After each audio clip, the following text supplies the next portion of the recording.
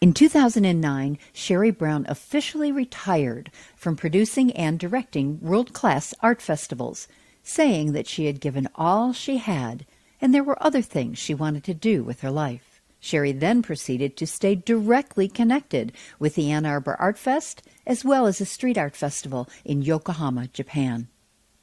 Then, friends told her about some foolishness going on in Ann Arbor. 7 years ago that you retired. Yeah. 7 years this September. Yeah. How many years did it take for you not to twitch when it came time for art show time? Well, I actually was invited to be a juror by the first one. Did you accept? And I did, and that was fun. That was, it was really nice to have been invited. Thoughtful. It was very thoughtful. So I was really pleased to do that, and I did that for a few years in varying capacities for them.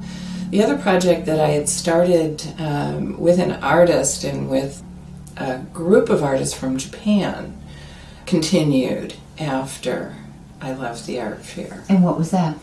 The living artists, working artists, don't have art fairs like we do in Japan. Their artist sales are through these small, short shows in a lot of small galleries. So they have little opportunity to directly connect with the people who might buy their work.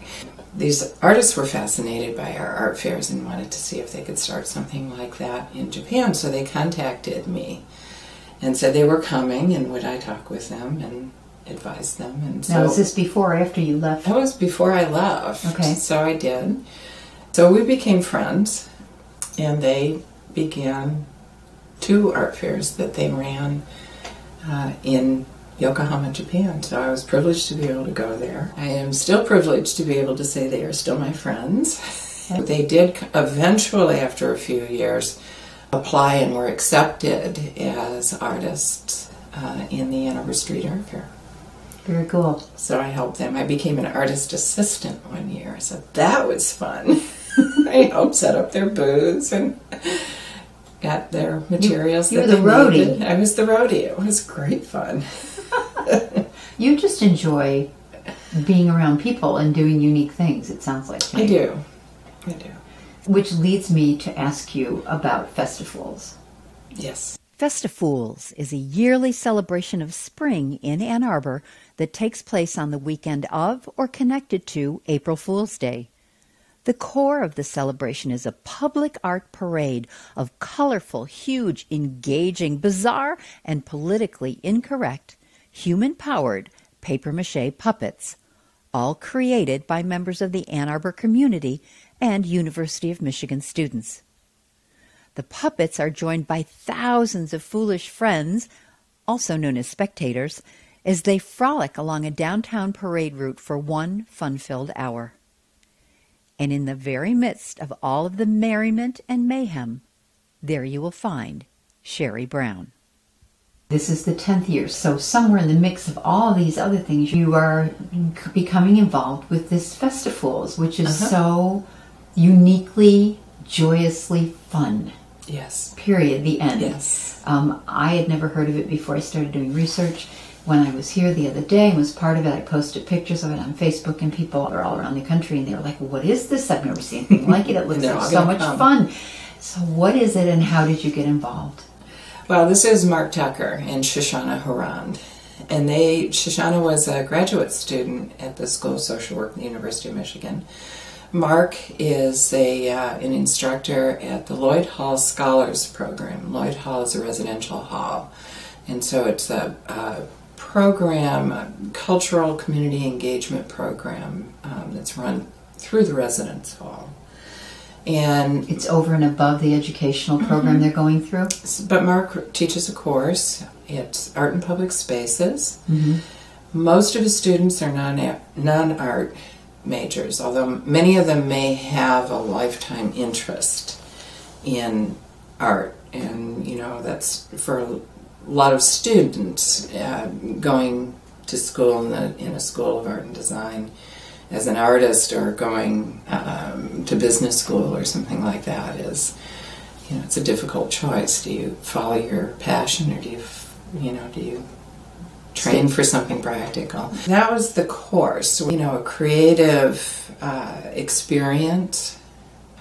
For people not in the discipline. And a community engagement component too. So volunteers from the community came in and assisted with this puppet making too on the weekends. So that was the course, making puppets? Making puppets. There's a much longer, more complicated history, but that was how Festivals got started. How does it evolve from the art project in the studio to taking it to the streets? I mean, that was all part of it. It was part of the plan from the start. Yeah. Describe what these puppets are.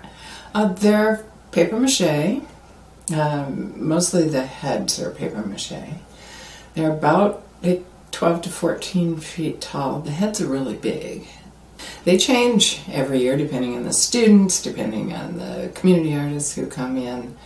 But they're big and they're colorful, and it takes 3 or 4 people, as you know, to bring them to life. Nobody's grabbed April Fool's Day. We could be the national center. I mean, we don't think little.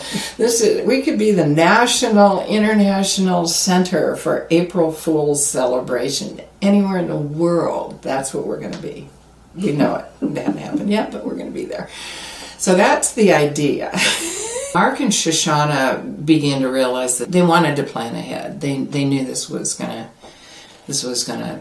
last, and they were really excited about it. So they came to talk to me about what would the future be like. We had a good conversation, and I certainly connected with both of them.